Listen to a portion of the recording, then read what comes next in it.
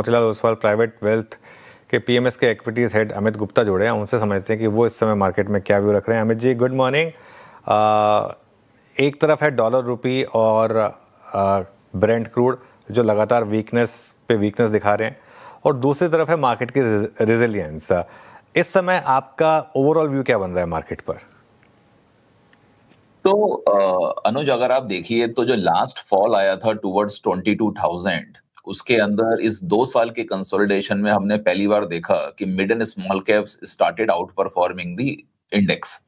तो ये बहुत अच्छा साइन था, क्योंकि 83, 84 से 94, 96 तक रुपी का डेप्रिसिएशन हमने इस 2 साल के पीरियड में देखा है। हमने एफआईआई का आउटफ्लो $45 बिलियन के ऊपर का देखा है, और आज वो लोग 15 साल के लो पर हैं। अगर मैं इंडियन इक्विटी स्टेक की मैं उनकी बात करूं, 14-15% के आसपास, और कहां वो 21-22% चलते थे। आज अगर आप इंडिया का प्रीमियम देखें ओवर इमर्जिंग मार्केट, क्योंकि कोरियन मार्केट बहुत अच्छा किया, चाइनीज मार्केट ने भी रिकवरी दी, जापान का मार्केट बहुत अच्छा किया, ब्राजील का मार्केट बहुत अच्छा किया। सो ओवरऑल इमर्जिंग मार्केट्स में बहुत अच्छा मूव आया, जो हमारे मार्केट में नहीं आया। तो जहां हमारा प्रीमियम 74% था, ओवर इमर्जिंग मार्केट वाज 27% है। मैं अगर लास्ट 10 साल का भी एवरेज देखूं और लोएस्ट पॉइंट उठाऊं तो वो 22% आता है। यानी कि अगर एक एफआईआई के नजरिए से आप मार्केट देखो, तो जो 2 साल में जितनी भी नेगेटिव न्यूज आई है उसके ऊपर जो आउटफ्लो था, आई थिंक आज वो करते करते इंडिया एक अट्रैक्टिव लेवल पर मेरे ख्याल से आ चुका है।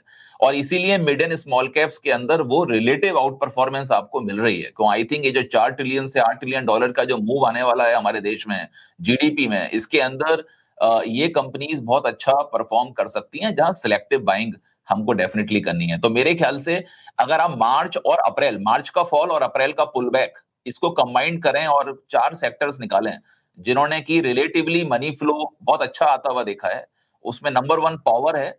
जो पावर के अंदर बहुत क्लियरली जो थीम है वो 2026 की स्ट्रॉन्ग थीम है, क्योंकि हम लोग बहुत गर्म सीजन में है। Peak power demand 256 gigawatt already पहुंच चुका है, और हमने लास्ट ईयर देखा था कि मई के एंड में 242 गीगावाट था। तो इसका मतलब यह है कि पावर पिकअप कर रहा है, डेटा सेंटर्स, ये सब चीजें स्ट्रक्चरल टेलविंड हैं।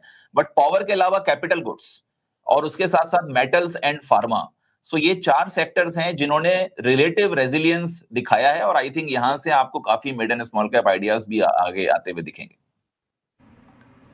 ओके, मिड कैप और स्मॉल कैप पे अगर आप देखें, अमित जी का एक एक एक उनका थ्रस्ट है, मतलब उन्होंने दिया है, इस पे जोर दिया है। अच्छा, लार्ज कैप में कोई भी ऐसी पॉकेट नहीं है जहां पे आपको वैल्यूएशन कंफर्ट है, या फिर जिस तरीके का मिड कैप और स्मॉल कैप में उन सेक्टर्स में हमने अप्रैल मई में मूव देखा, वहां पे आपको एक्सपेक्टेशन होगी यहां भी आ सकता है, जहां पे आपको अर्निंग्स और वैल्यूएशंस पे थोड़ा सा एक गैप नजर आ रहा हो, जहां पे कैचअप के पोटेंशियल्स नजर आ रहे हो आपको? तो आई थिंक थोड़ा कॉन्ट्रा कॉल यहाँ लेना पड़ेगा। देखिए, जब क्रूड के प्राइसेस $120 पर बैरल के ऊपर निकल गए थे, उस समय ही ये सिचुएशन थी, क्योंकि मार्केट इनिशियल जो नेगेटिव लेता है वो बहुत स्ट्रांग, बहुत डीप लेता है। और उस समय ही जो इंटरेस्ट रेट सेंसिटिव स्टॉक्स थे, यानी कि जो क्रूड से लिंक थे, जो बॉन्ड यील्ड ऊपर जाने से जिनके ऊपर नेगेटिव हो सकता था, जैसे ऑटोमोबाइल हो गया, रियल एस्टेट हो गया। पर्टिकुलरली ऑटोमोबाइल की मैं बात करूंगा, क्योंकि आप अब फरवरी के नंबर देख लीजिए, मार्च के देख लीजिए, 20% का ग्रोथ आया है ऑटोमोबाइल में। और आई थिंक जो कंपनीज मार्केट शेयर गेन कर रही हैं इस सेगमेंट के अंदर, वह डेफिनेटली हमें देखना चाहिए। फॉर एग्जांपल, आज अगर आप मारुति देखिए, तो मारुति फाइनेंशियल ईयर 25 में 17.4 लाख व्हीकल्स पीवीज उन्होंने सेल किए थे। फाइनेंशियल ईयर 26 में 18.2, यानी कि 2 से 3% का ही ग्रोथ रहा है। बट अगर आप महिंद्रा देखिए तो 5.5 लाख व्हीकल्स सेल किए थे उन्होंने फाइनेंशियल ईयर 25 में, और 6.6 लाख व्हीकल्स एक्चुअली पीवीज उन्होंने सेल किए हैं फाइनेंशियल ईयर 26 में, यानी कि 20% का ग्रोथ है। जो हुंडई मोटर्स सेकंड स्पॉट पे हुआ करता था पीवी में, आज वो स्लिप होके 4th स्पॉट पर आ गया है। तो जो कंपनीज मार्केट शेयर गेन कर रही हैं, डेफिनेटली मार्केट उनको वैल्यू देगा मेरे ख्याल से, और यही स्टॉक पिकिंग हमको लार्ज कैप्स में करनी होगी। अमित जी, आईटी में क्या कर रहे हैं आप अपने पोर्टफोलियो में इस समय? आपके पोर्टफोलियो में है क्या लार्ज कैप आईटी, या फिर आपने ट्रिम डाउन की अपनी पोजीशंस, और काउंटर क्वेश्चन, क्या इस गिरावट में ऐड कर रहे हैं कोई? काफी समय से अनुज हमारे पास आईटी स्टॉक्स नहीं है, क्योंकि ये ट्रेंड हम हर क्वार्टर ऑन क्वार्टर देख रहे थे। देखिए, वैल्यूएशंस तो लगातार डीरेट हुए हैं। राइट? आज भी अगर आप टीसीएस वगैरह देखें तो बहुत अच्छे मेरे ख्याल से वैल्यूएशंस काफी अट्रैक्टिव हैं, बट वॉल्यूम का ट्रिगर नहीं आ पा रहा है। आज भी 1% quarter on quarter constant currency growth he expected है। तो अगर आप देखिए तो ये कंपनीज के अंदर लार्ज कैप में पर्टिकुलरली जो एआई का कंट्रीब्यूशन है ओवरऑल बुक के अंदर, वो अभी भी 7.5%, 9% के आसपास ही है। अगर आप टीसीएस देखिए तो क्वार्टर 3 में 6% का एआई का कंट्रीब्यूशन था, आर्टिफिशियल इंटेलिजेंस का कंट्रीब्यूशन था ऑर्डर बुक में।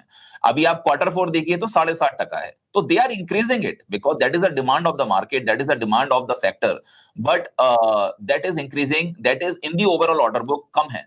तो मेरे ख्याल से जो अपॉर्चुनिटी आपको आने वाले समय में आईटी में मिलेगी और जो स्टॉक्स ज्यादा तेजी से रिकवर होंगे वो मिड कैप आईटी ही होंगे, जो ऑर्गेनिकली और इनऑर्गेनिकली इस स्पेस में अपने एक्सपोजर को बढ़ा रहे हैं। जैसे आपने बीच में कोफोर्स देखा, उसने ऐसी कंपनी एक्वायर की जो थोड़ा बड़ा साइज की थी, स्टॉक नीचे आ गया था, but in over the period उनका एआई एक्सपोजर भी बढ़ेगा। तो ऐसे स्टॉक्स हमको निकालने होंगे जो मिड कैप आईटी से लिंक हो। वहां आपको एजिलिटी मिलेगी टुवर्ड्स एआई, और क्लाइंट का एग्जीक्यूशन तो बहुत क्लियर है। अगर आप यूएस में देखिए ऑर्डर्स तो मिलते हैं, बट एग्जीक्यूशन तो उन्हीं वहीं हो रहा है जहां पर एआई का एक्सपोजर है। तो असेंचर के नंबर्स भी हमने देखे थे, असेंचर का भी कमेंट्री वही था कि हम उनका जितना एआई का $6-7 बिलियन का जो एआई का बुक डेवलप हुआ है, वहीं एग्जीक्यूशन फास्ट हो रहा है, अदरवाइज डिले है दूसरे प्रोजेक्ट्स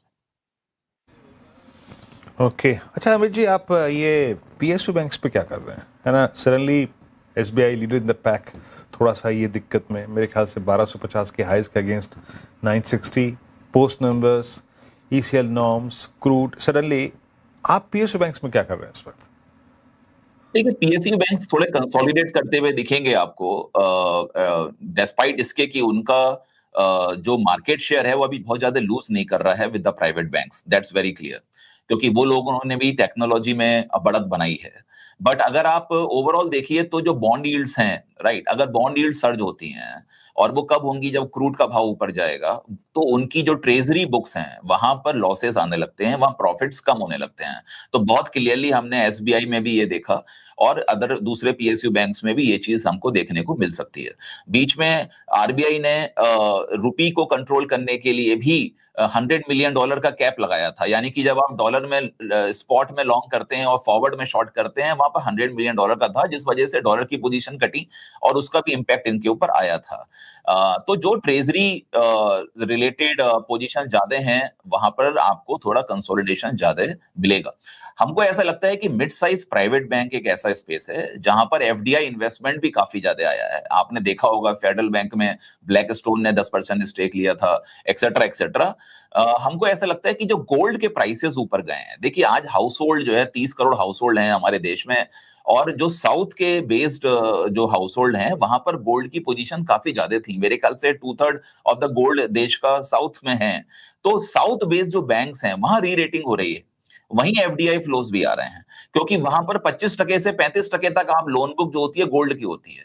आज आप होम लोन और व्हीकल लोन से कंपेयर करें तो गोल्ड लोन में यील्ड आपको ज्यादा मिलती है। सिक्योर्ड बुक के अंदर अगर यील्ड बढ़ाना है तो या तो लोन अगेंस्ट प्रॉपर्टी दीजिए या फिर गोल्ड लोन दीजिए एक्सेट्रा। सो आई थिंक ये बैंक्स के अंदर इसलिए आपको अच्छा पुल बैक मिलेगा जब जब मार्केट थोड़ा स्टेबल होगा।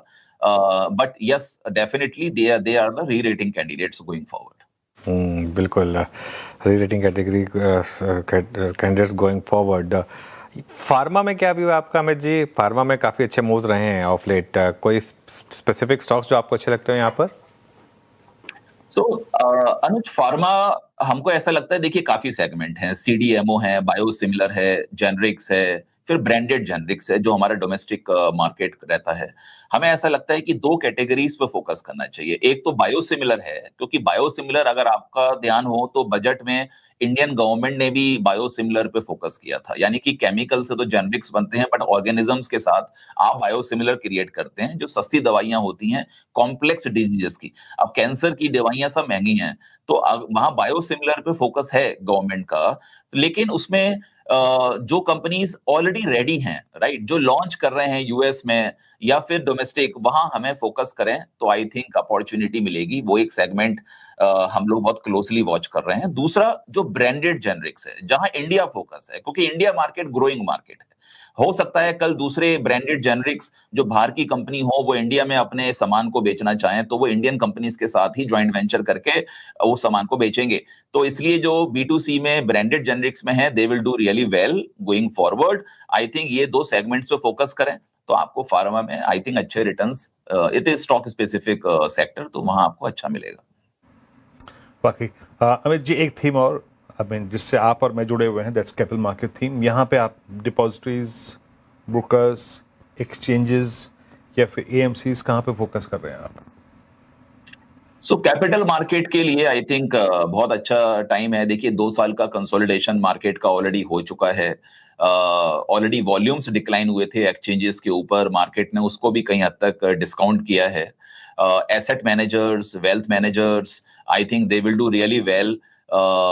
वेल्थ मैनेजर्स बिकॉज अगर आप देखिए तो वो अलग अलग एसेट क्लास में डील करते हैं, बैलेंस हो जाती है बुक्स, काफी ट्रेल बुक होती है, आई थिंक वो काफी हेल्प करती है। और साथ में मेरे ख्याल से अगर आप एक्सचेंजेस देखें तो बहुत पर्टिकुलर पोजीशन में हैं, क्योंकि कमोडिटी का अभी एक ही बड़ा एक्सचेंज है। NSE का लिस्टिंग गोइंग फॉरवर्ड हो सकता है, उसका बेनिफिट है। डेरिवेटिव्स पहले ब्रॉडली NSE का बेबी हुआ करता था, बट अब हम देख रहे हैं कि दूसरे एक्सचेंजेस पर भी डेरिवेटिव्स में एक्सपेंशन हो रहा है, तो ये बहुत पॉजिटिव है। वीकली कॉन्ट्रैक्ट्स एक ही अंडरलाइंग के अब आपके पास हैं, तो उसका बेनिफिट दूसरे एक्सचेंजेस को मिल रहा है। आई थिंक ये बेनिफिट्स स्कैटर्ड हो रहे हैं, तो उसका बेनिफिट सबको है। तो कैपिटल मार्केट थीम पे हम लोग काफी बुलिश हैं, और I think going forward with the market, with the broader market coming back, they will definitely do better actually. Okay, चलिए एक आखिरी सवाल मेरी तरफ से भी, ये EMS स्पेस में क्या करेंगे आप? क्योंकि आज मतलब केन्स में ज़बरदस्त एक्सीडेंट हुआ, लेकिन डिक्सन में बड़ा मूव आया पॉजिटिव साइड पर, तो क्लियरली यहाँ पर स्टॉक स्पेसिफिक व्यू रहा है मार्केट का। आपकी अप्रोच क्या रहेगी? सो मेरे ख्याल से देखिए ये बहुत स्ट्रॉन्ग स्पेस है, क्योंकि गवर्नमेंट ने जो PLI दिया उसका बहुत बड़ा बेनिफिट इस स्पेस को मिला है, और डिमांड बहुत ज्यादा है। आप आर्टिफिशियल इंटेलिजेंस की बात करते हैं तो उसमें भी इलेक्ट्रॉनिक्स का यूज है, आप सेमीकंडक्टर की बात करते हैं उसमें इलेक्ट्रॉनिक्स का यूज है। तो इलेक्ट्रॉनिक्स का यूजेस तो इंडिया में बढ़ता जा रहा है। अगर हम अपने देश में नहीं बनाते तो हमारा इंपोर्ट बहुत ज्यादा बढ़ जाता, जिसका प्रॉब्लम हमें करंट अकाउंट डेफिसिट वगैरह में था। बट गवर्नमेंट ने राइटली ये एक्शन लिया, और अब इसमें अगर आप कुछ कंपनीज देखिए जैसे डिक्सन वगैरह थे जिनका एसेट टर्नओवर बहुत ज्यादा था, जो रिटर्न ऑन कैपिटल एम्प्लॉयड की स्टोरी हुआ करती थी, 47% का ROCE था सेक्टर में, जो कि बहुत ज्यादा था दूसरे स्टॉक से। तो वहां पर थोड़े चैलेंजेस आए हैं, क्योंकि मेमोरी चिप्स वगैरह का अवेलेबिलिटी कम हुआ है। दूसरा, press note 3 has to be signed, क्योंकि उनको चाइनीज कंपनी से JV करना था कंपोनेंट मैन्युफैक्चरिंग के अंदर। तो कंपोनेंट मैन्युफैक्चरिंग में आप मूव करेंगे, यस मार्जिन एक्सपेंशन होगा, but for the time being आपके जो रोस है वो डाइल्यूट भी होगा, इसलिए वो स्टॉक थोड़ा समय ले रहे हैं रिकवर होने में। बट आई थिंक कुछ और कंपनीज हैं जो डिफेंस इलेक्ट्रॉनिक्स में मूव कर गई हैं, इंडस्ट्रियल इलेक्ट्रॉनिक्स में मूव कर रही हैं, जिनका मार्जिन एक्सपेंशन डबल डिजिट में आ गया है, 6-6.5% से 10-10.5% आ गया है, और जो बाहर के मार्केट में भी एक्सपेंशन करने के प्लान में हैं। आई थिंक वो कंपनीज पे फोकस करिए, वो कंपनीज इस मार्केट में भी अच्छा कर रही हैं, और आई थिंक अच्छा रिटर्न्स आने वाले दिनों में भी देंगी। ओके, चलिए अमित जी बहुत बहुत शुक्रिया आज हमारे साथ जुड़ने के लिए और अपना व्यू सभी सेक्टर्स और स्टॉक्स पर स्पेसिफाई करने के लिए।